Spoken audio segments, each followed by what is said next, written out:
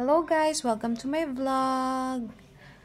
And this is my first time to vlog guys. So, ano nakikita nyo? Yes, mga chocolate and candies. So, pag may ganito, alam nyo na is uwian na guys.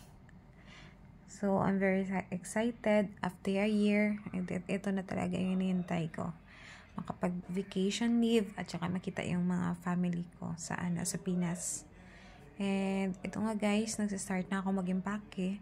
Yung red na supot na ito is actually from my friend. She sent some stuff and chocolates sa family niya. So, dito guys, talaga ma-realize nyo talaga na super selfless talaga ng mga OFW guys. Yung, alam mo yung kahit konting kembot lang is talaga naiisip talaga nila yung family nila. Like ganito, may magpapadala pa din talaga pag alam na may uuwi ng mga kababayan sa Pinas. Magbibigay at magpapadala pa rin sa family para matuwa naman yung family member nila doon. So, guys, kung if happened na meron kayong family member working abroad, please be grateful to them and be thankful.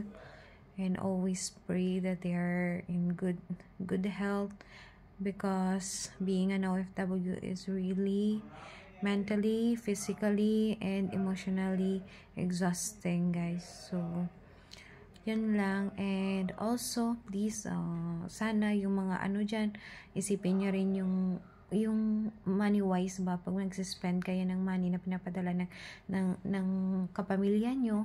Sana put it in a good cause, because yun talaga grabe, pawis talaga at emosyon yung ginugol nila doon sa money na yan. So don't spend it recklessly, and always use it wisely guys. And also please wag din tayong maging super demanding sa mga family member natin na nasa abroad.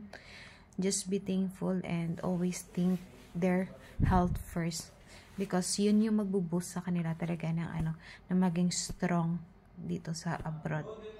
So yun lang guys, I hope you relate and may mga lesson learned kayo sa video na to.